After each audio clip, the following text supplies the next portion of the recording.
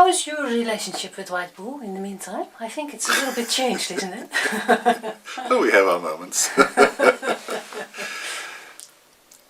My relationship is fine with him, of course, but it's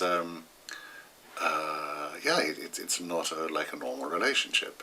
It is a relationship, but it's not like a human relationship, of course, because he never talks to me. So some people may say, "What an ideal relationship!" and he doesn't answer back.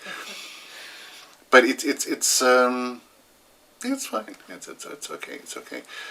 I'm obviously, after any relationship, after 30 years, you get to know each other better. You understand more the basis of the relationship, the nature of it, and what I realize is also that when I started 30 years ago, I was really working in a vacuum because there was nobody around me who was doing the same thing. So I had to learn on my own.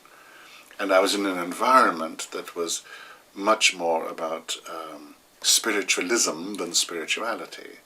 And there was a great devotion to certain tenets of spiritualism, guides and so on, which are not as popular as they used to be. Funnily enough, you don't hear people talking about guides so often. So I learned in that context. Now, as my own journeys evolved, I can kind of broaden my,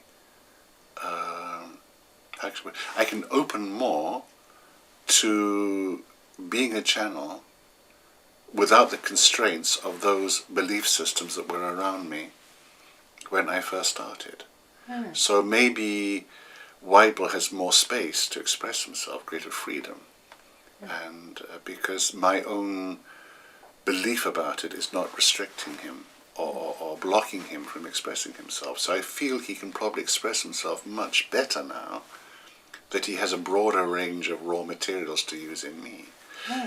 One thing, for example, in the past, I was always mentioned as the instrument. Now he talks about Ian.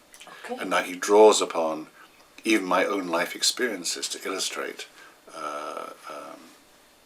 things to other people. Oh, okay, so you're more involved. I'm much more involved. Yeah. And, you know, if you've lived with somebody for 30 years, you get to know everything about them. You know how they feel, how they think. You don't even have to say things sometimes. You can anticipate what they're going to say. So he must have channeled through me 20,000 times, I guess. So therefore, that energy is more and more in me as well. And there are occasions happening where people come to meet him and they start talking to me and I start talking to them. In the end, they say, "Oh, well, I don't need to talk to White Bull now. I've got all the information myself." And this is what he always wanted, was that I would actually step forward and do the work. So that feels good. I enjoy that. I enjoy that. It's not on every occasion, but it does happen sometimes. And you feel more freedom in that too? Much more.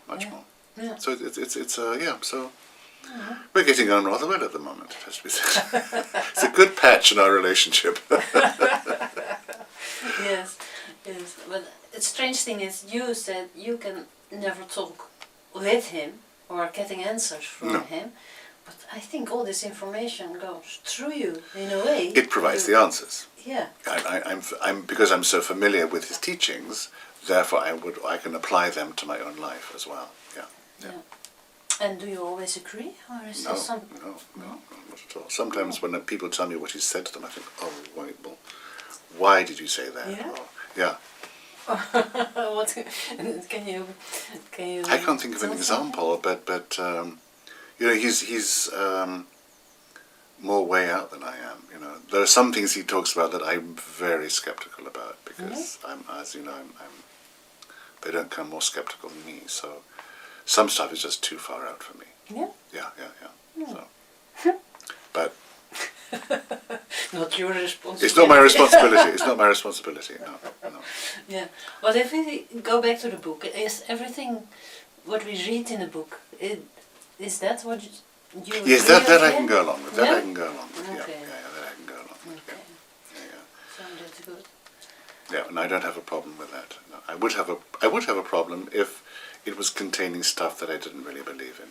I would feel uncomfortable with that. Yeah. So because yeah, I think, where did I talk about it? Somewhere, maybe it's on my website even, that Weibel chooses my energy because my deepest own essence matches his. So at the core of my being, my deepest and highest motivation is the same as his.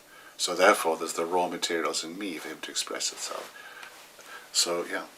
And this book contains that as well. So yes, everything that is in this book is, one could say, is a part of my own beliefs and convictions and experience as well. And why this book at this moment? Is it maybe to close one chapter before you start a new? Yeah. Part of the intention I had to begin with was that before I would stop doing this work, I wanted all the white material that I had to be out there in the public domain. Now, of course, there's more coming, so that job is not yet complete. But that was my first intention, that I would put it out there and then I can retire. But that doesn't seem to be the idea from Spirit's point of view. Okay. What do they want from you, do you think? I wish I knew. They don't tell me. Well, it's not really what Spirit wants, it's what is in my heart to do, so I can't say that I'm just doing what they want me to do. It's a cooperation, and it's what I'm happy to do, and in whatever way possible to be a vehicle for a message that heals and uplifts and sets people free.